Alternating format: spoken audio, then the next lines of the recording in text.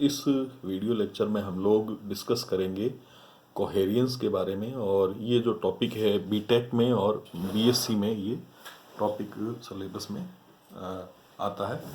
तो अगर हम लोग सिंपल मोस्ट डेफिनेशन की बात करें कोहेरियंस की, जो सबसे आसान सी परिभाषा की बात करें, तो आपको ध्यान में होगा कि दो अगर सोर्स लेवें, अगर हम लोग दो सोर्स लेवें S1 और S2, ये दो सोर्स हैं S1 और S2, और इन सोर्सेज से मान लीजिए कि किसी पॉइंट P पर लाइट पहुंच रही है, और ये जो लाइट पहुंच रही है इस P पॉइंट पर, वो लाइट जो है उसमें जो S1 और S2 से जो फेज पहुंच रहा है, वो फेज डिफरेंस उनका अगर टाइम से इंडिपेंडेंट हो, अगर कलांतर जो है वो समय पर निर्भर नहीं करे, फेज डिफरेंस जो है टाइम पर डिपेंड नहीं करे, कांस्टेंट बना रहे, तो उस कंडीशन में हम लोग ये कहेंगे कि S1 और S2 जो है वो दोनों कोहेरिएंट सोर्सेज हैं।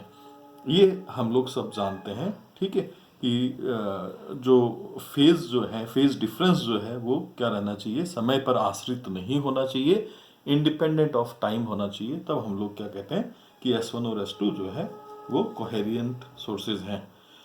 अब एक बात यह है कि दो इंडिपेंडेंट सोर्स कभी भी कोहेरिएंट नहीं हो सकते। अगर S1 और S2 दो इंडिपेंडेंट सोर्स है तो कभी भी कोहेरिएंट नहीं होंगे। क्यों नहीं होंगे?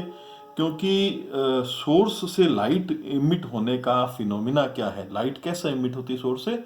जब एटम हायर एनर्जी स्टेट से लोअर एनर्जी स्टेट में ट्रांजैक्शन करते हैं तब सोर्स से लाइट इमिट होती है।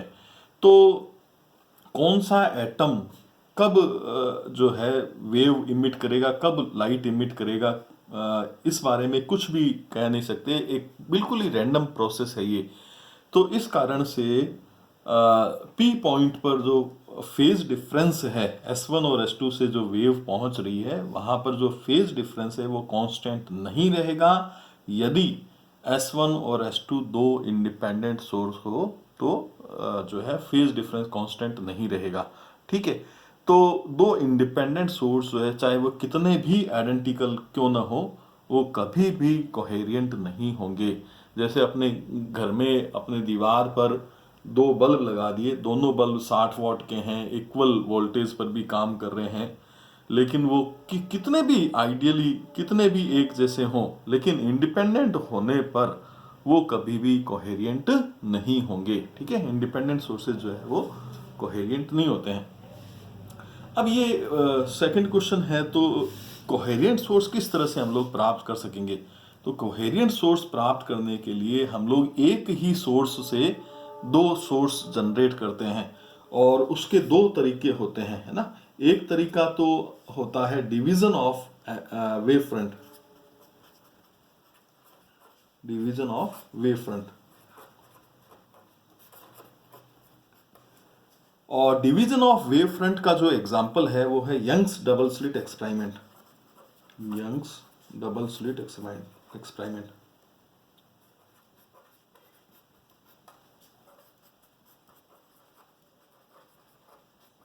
यंग्स डबल स्लिट एक्सपेरिमेंट में हम लोग वेव फ्रंट को जो है वो डिवाइड करते हुए दो कोहेरिएंट सोर्सेज प्राप्त कर लेते हैं। ये आप 12th में पढ़ चुके हैं Young's double slit experiment.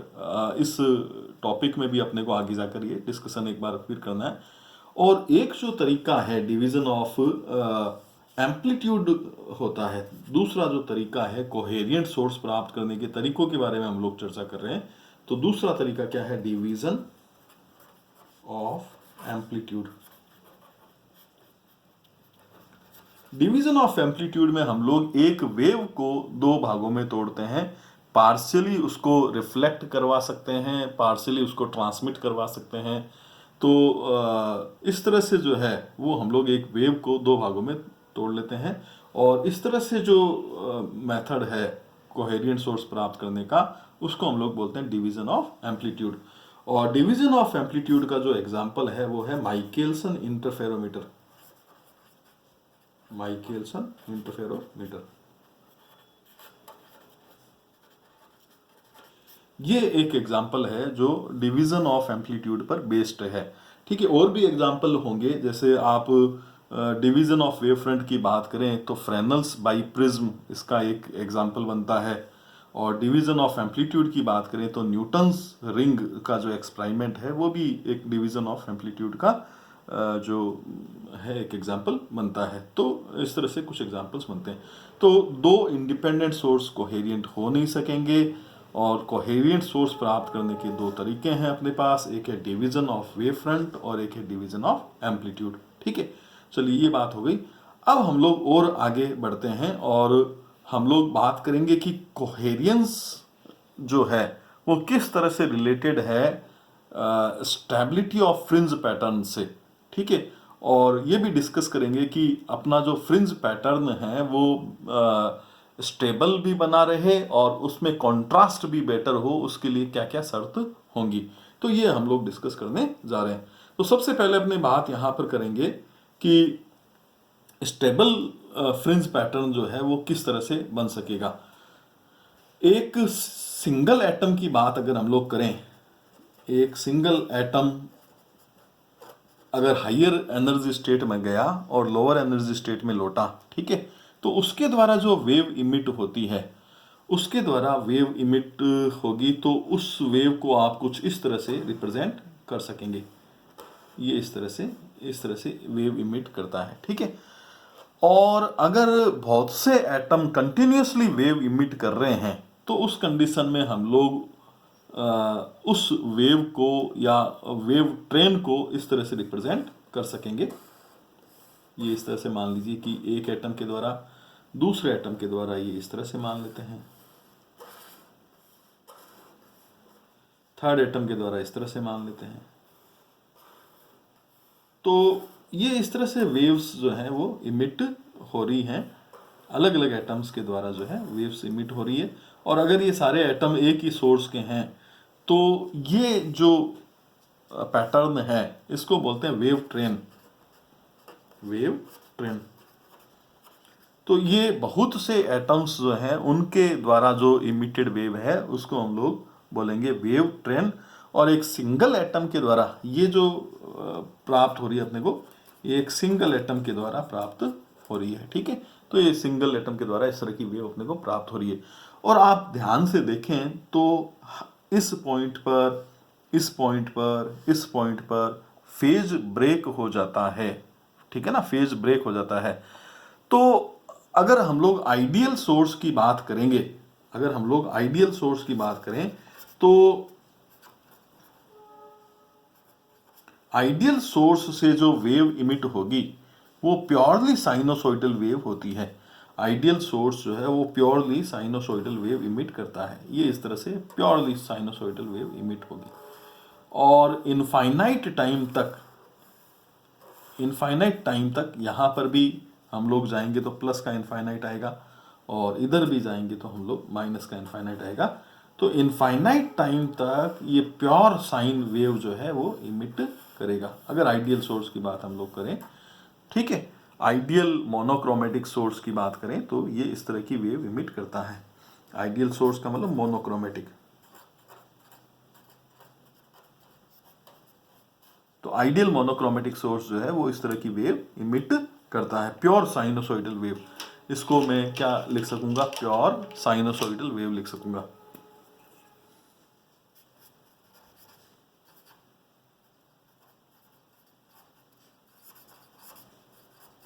Pure sinusoidal wave. और ये किसके द्वारा इमिट की जाएगी, आइडियल सोर्स के द्वारा, आइडियल मोनोक्रोमेटिक सोर्स के द्वारा इमिट की जाएगी। और जो प्रैक्टिकल सोर्स होते हैं, प्रैक्टिकल सोर्स,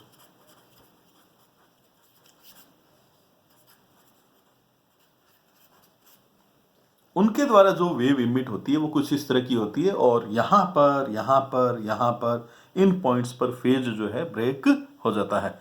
अच्छा, एक बात, दूसरी बात कि कितने समय के बाद फेज ब्रेक होगा, उस टाइम को हम लोग बोलते हैं कोहेरियंस टाइम। नेक्स्ट पेज पे चलते हैं। तो क्या हम लोग यहां पर डिफाइन करने जा रहे हैं, देखो कोहेरियंस जो है वो दो तरह का होगा। एक तो होगा आपके पास टेम्पोरल कोहेरियंस।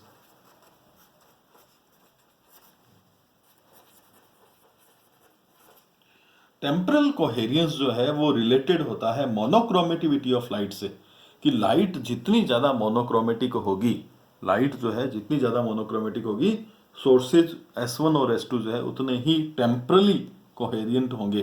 ठीक है, तो ये किससे रिलेटेड है? मोनोक्रोमेटिविटी ऑफ लाइट।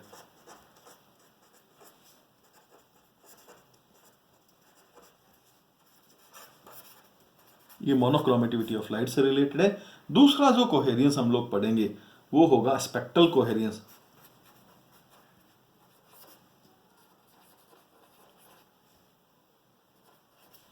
और स्पेक्ट्रल कोहेरियंस जो है वो रिलेटेड होगा साइज ऑफ सोर्स से, साइज ऑफ सोर्स। तो साइज ऑफ सोर्स जितना छोटा होगा उतने ही ज़्यादा S1 और S2 जो है स्पेक्ट्रल कोहेरियंस शो करेंगे। तो फिलहाल अपने को जो डिटेल में पढ़ना है वो क्या है? वो है टेम्पोरल कोहेरियंस।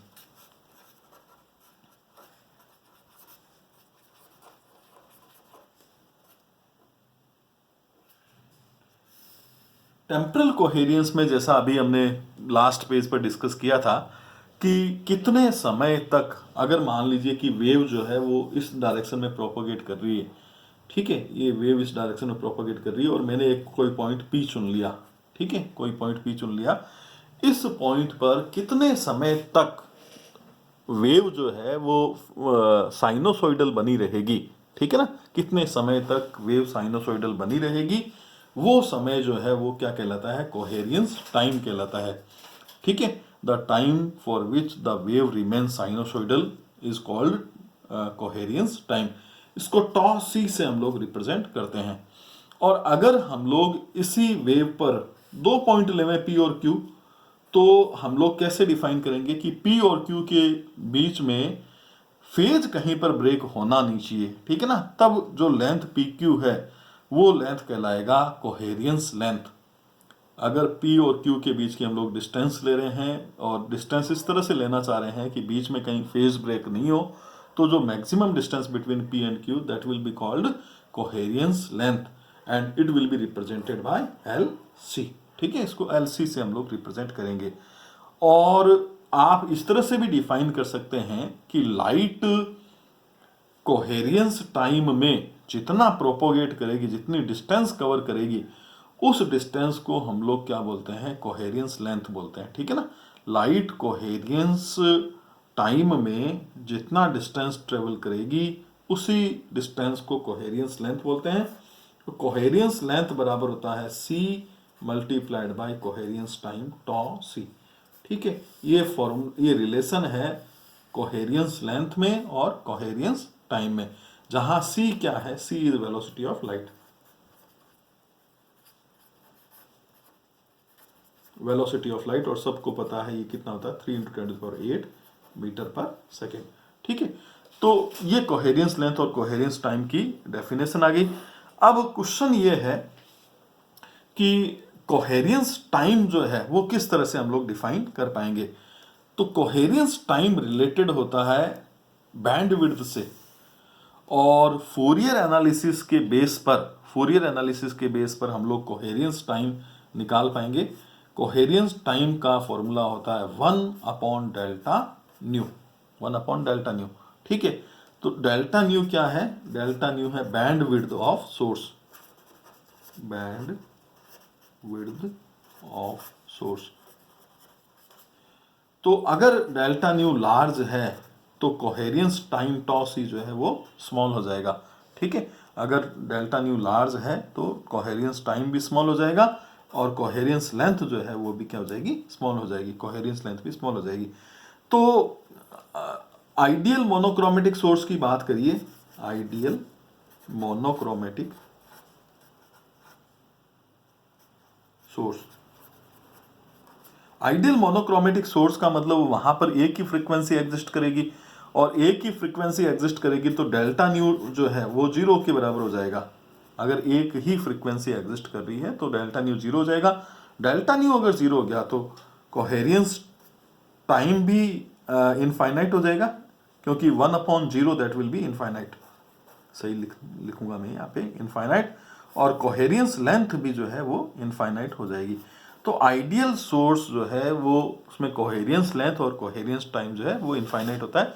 मैं आपको फर्स्ट पेज वापस दिखाना चाहूँगा। तो फर्स्ट पेज अगर हम लोग वापस देखें तो इस कंडीशन में आप देखिए कि इनफाइनाइट लॉन्ग ये आइडियल सोर्स की बात हो रही है, और इनफाइनाइट लॉन्ग ये साइन वेव बनी रह रही है, ठीक है ना। ये इनफाइनाइट लॉन्ग टाइम तक साइन वेव यहाँ पर चल रही है। तो coherence length for a ideal source will be infinite. तो आइडियल सोर्स के लिए कोहेरियंस लेंथ जो है वो अनंत होती है और कोहेरियंस टाइम भी अनंत होता है। प्रैक्टिकल सोर्स के लिए अगर हम लोग बात करें तो कोहेरियंस टाइम तो ये हो जाएगा 1/Δν, और अगर हम लोग ये भी जानते हैं because nu is equal to होता है C/λ, तो डेल्टा न्यू कितना हो जाएगा, ये हो जाएगा -C/λ² और डेल्टा लैम्डा, ठीक है। सिंपल हमने डिफ्रेंशिएशन किया है।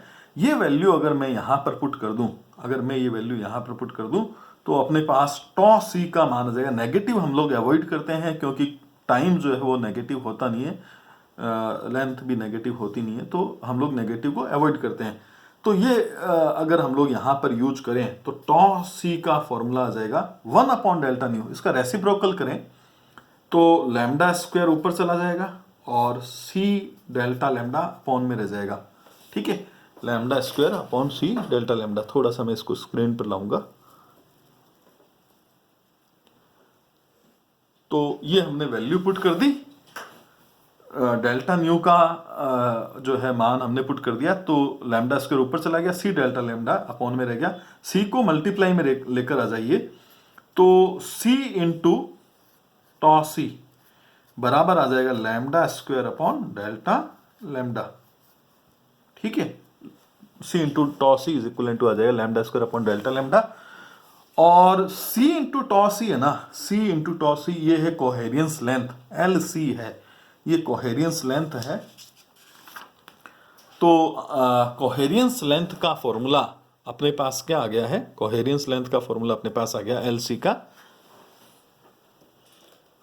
कोहेरियंस लेंथ का फॉर्मूला आ गया λ² अपॉन Δλ। ये कोहेरियंस लेंथ का फॉर्मूला आ गया है, ठीक है। ये कोहेरियंस लेंथ का फॉर्मूला आ गया। और एक बार फिर मैं कोहेरियंस लेंथ और कोहेरियंस टाइम में ये रिलेशन भी लिख देता हूं, ये भी अपने को ध्यान में होना चाहिए, ठीक है। और आइडियल सोर्स की बात हमने कर ली है। आइडियल सोर्स में कोहेरियंस लेंथ और कोहेरियंस टाइम इनफाइनाइट होता है। इनफाइनाइट टाइम तक या इनफाइनाइट लॉन्ग साइनोसॉइडल वेव जो है वो आइडियल सोर्स में, आइडियल मोनोक्रोमेटिक सोर्स में मानी जा सकेगी।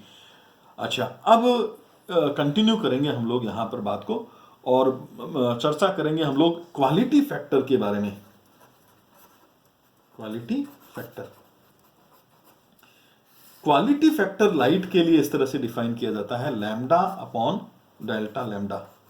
ये क्वालिटी फैक्टर हम लोग डिफाइन करते हैं, या ν/Δν से भी डिफाइन करते हैं क्वालिटी फैक्टर को। तो आप इस चीज को यहां पर यूज करें, यहां पर यूज करें तो LC बराबर क्या आ जाएगा, देखो λ/Δλ को एक यहां से लैम्डा ले लीजिए और अपॉन में Δλ को Q लिख दीजिए, तो एक लैम्डा यहां रहेगा, लैम्डा इंटू Q। तो ये रिलेशन है क्वालिटी फैक्टर में और कोहेरियंस लेंथ में। और क्वालिटी फैक्टर बेसिकली रिप्रेजेंट करता है कि लाइट कितनी ज्यादा मोनोक्रोमेटिक है। तो आइडियल मोनोक्रोमेटिक लाइट की बात एक बार फिर करेंगे। Ideal monochromatic light, ideal monochromatic light में Δλ इक्वल टू 0 होता है, तो क्वालिटी फैक्टर कितना हो जाएगा, इनफाइनाइट हो जाएगा, because something upon 0 will be infinite, ठीक है। तो इस तरह से क्वालिटी फैक्टर जो है वो इनफाइनाइट हो जाएगा। कुछ एक आध एग्जाम्पल की भी बात यहाँ पर हम लोग करेंगे। जैसे सोडियम सोर्स की बात करें, सोडियम सोर्स में दो वेवलेंथ कंटेंट होते हैं, एक तो होता है 5890 एंगस्ट्रॉम और एक होता है λ2 इज इक्वल टू 5896 एंगस्ट्रॉम। तो इसका एवरेज जो लैम्डा आएगा, इन दोनों का एवरेज निकालें तो ये आ जाएगा 5893 एंगस्ट्रॉम। और अगर मैं डेल्टा लैम्डा निकालना चाहूँ तो ये आ जाएगा 5896 माइनस 5890, दैट इज 6 एंगस्ट्रॉम। ठीक है, ये डेल्टा लैम्डा आ जाएगा। इससे आप चाहे तो कोहेरियंस क्वालिटी फैक्टर भी निकाल सकते हैं। चलो मैं पहले क्वालिटी फैक्टर निकाल लेता हूँ। Quality factor lambda upon delta lambda, तो 5893 अपॉन 6 एंगस्ट्रॉम से एंगस्ट्रॉम कैंसिल आउट हो जाएगा। कैलकुलेशन आपके लिए मैं छोड़ देता हूँ, कैलकुलेशन आप कर सकेंगे।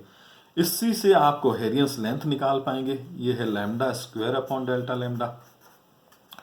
तो लैम्डा स्क्वायर यानी कि 5893 का स्क्वायर आएगा और अपॉन में डेल्टा लैम्डा कितना है, 6 है। ठीक है, तो यहाँ ये ध्यान रखें कि आंसर जो है वो एंगस्ट्रॉम में आएगा। ठीक है, तो ये भी आपके लिए कैलकुलेशन में छोड़ देता हूँ।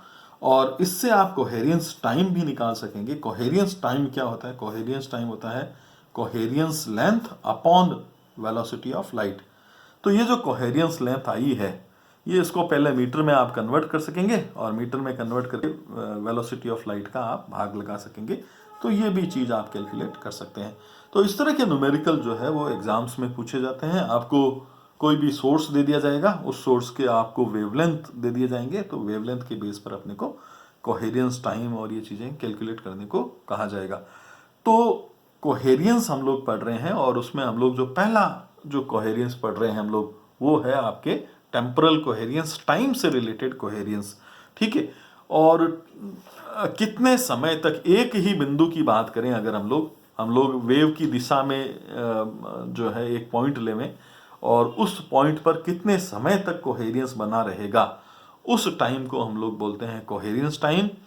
और कोहेरियंस टाइम में लाइट कितनी डिस्टेंस ट्रेवल करती है, उस डिस्टेंस को हम लोग क्या बोलते हैं? कोहेरियंस लेंथ बोलते हैं। आइडियल सोर्स अगर होगा तो कोहेरियंस टाइम और कोहेरियंस लेंथ इनफाइनाइट होगी, as well as quality factor जो है वो भी इनफाइनाइट होगा। और प्रैक्टिकल सोर्सेज में जो है ये टाइम कम होता है। कुछ प्रैक्टिकल सोर्सेज की बात अगर हम लोग करें तो नेक्स्ट पेज पर हम लोग ये बात करेंगे। देखिए, तो यहां पर सोडियम सोर्स की ही बात अगर हम लोग करें, सोडियम सोर्स की अगर हम लोग बात करें तो इसका जो वेवलेंथ है वो 5890 एंगस्ट्रॉम दिया हुआ है और वेवलेंथ विड्थ भी दी हुई है। कोहेरियंस टाइम और कोहेरियंस लेंथ की बात जो है हम लोग कर लेते हैं। यहाँ पर टॉस सी जो है कोहेरियंस टाइम वो काफ़ी कम है और वो है 2 × 10⁻12 सेकेंड। और कोहेरियंस लेंथ भी अपने आप में काफ़ी कम है और इसको कोहेरियंस टाइम को वेलोसिटी ऑफ लाइट से मल्टीप्लाई करके हम लोग कोहेरियंस लेंथ निकाल सकते हैं। और ये 0.6 मिलीमीटर ये कोहेरियंस लेंथ है। ये सोडियम सोर्स के लिए है। और इसी तरह से हीलियम नियॉन लेसर, अगर क्वालिटी लेसर की बात करें, लेसर लाइट जो है वो अगर हम लोग बात करेंगे कि हाईली कोहेरियंट सोर्स जो हैं वो लेसर सोर्स होते हैं। उच्च कला संबद्ध सोर्स जो है वो लेसर सोर्स होते हैं। और लेसर सोर्स के लिए जो टाइम है कोहेरियंस टाइम वो है 1 × 10⁻6 सेकेंड है। और कोहेरियंस लेंथ जो है वो काफ़ी ज़्यादा है और वो है 300 मीटर। और इसी तरह से कुछ और सोर्सेज के बारे में भी हम लोग चर्चा कर सकते हैं। कैडमियम सोर्स है और इस तरह के जो है सोर्सेज के बारे में हम लोग चर्चा कर सकते हैं। तो ये कुछ एक दो सोर्स एग्जांपल लिए जिसमें कोहेरियंस टाइम और कोहेरियंस लेंथ जो है हमने ली है।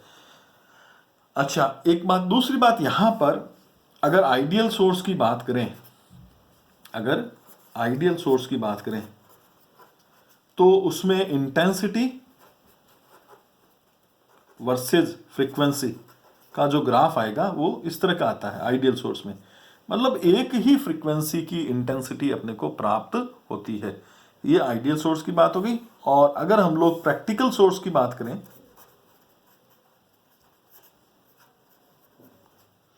तो इस तरह का अपने को ग्राफ प्राप्त होएगा इंटेंसिटी में और फ्रीक्वेंसी में। और एक अपने को ये बैंड विड्थ प्राप्त होती है डेल्टा न्यू, ये बैंड विड्थ डेल्टा न्यू प्राप्त होती है। यहाँ मेरे पास जगह थी नहीं, मैंने ऊपर लिख दिया, ये डेल्टा न्यू प्राप्त होती है। और डेल्टा न्यू बैंड विड्थ जितनी ज़्यादा होगी, अगर बैंड विड्थ इंक्रीज होगी तो उस कंडीशन में डेल्टा न्यू अगर इंक्रीज होगा, थोड़ा पेज सही करते हैं, तो उस कंडीशन में टॉस कोहेरियंस टाइम जो है वो डिक्रीज होगा और कोहेरियंस लेंथ जो है वो भी डिक्रीज होगी। ठीक है। अच्छा, यंग्स डबल स्लिट एक्सपेरिमेंट में टेम्परल कोहेरियंस का क्या मीनिंग है वो हम लोग जानने का प्रयास करेंगे। यंग्स डबल स्लिट एक्सपेरिमेंट की बात कर रहे हैं।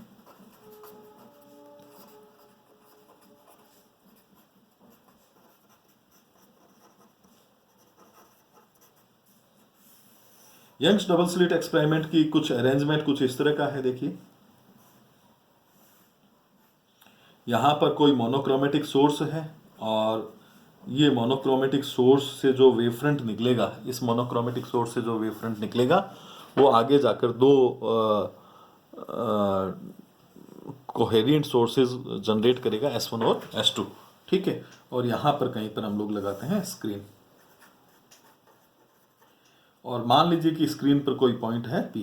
ठीक है, स्क्रीन पर कोई पॉइंट है P, ये डिस्टेंस मान लेते हैं R1 है और ये डिस्टेंस मान लेते हैं R2 है।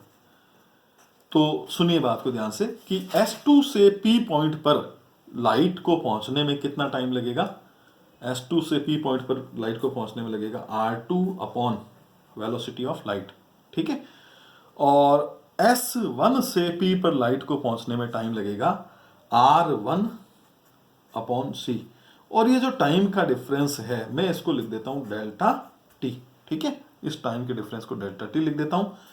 अगर delta T sufficiently less than है कोहेरियंस टाइम से, ठीक है, अगर डेल्टा T जो है वो सफिशिएंटली लेस देन है कोहेरियंस टाइम से, तो हम लोग ये कह सकेंगे कि S1 और S2 जो है वो टेम्परली कोहेरिएंट सोर्सेज हैं। टेम्परल कोहेरियंस एग्जिस्ट करता है between S1 and S2। Temporal coherence exist करेगा कब? जब delta T is very very less than coherence time. और जब टेम्परल कोहेरियंस एग्जिस्ट करेगा तो उस कंडीशन में पूरी स्क्रीन की बात अगर हम लोग करें तो स्क्रीन पर सस्टेनेबल फ्रिंज पैटर्न अपने को देखने को मिलेगा। स्थायी व्यतिकरण प्रतिरूप इंटरफ्रेंस पैटर्न हमको फ्रिंज पैटर्न देखने को मिलेगा, स्थायी व्यतिकरण प्रतिरूप अपने को देखने को मिलेगा।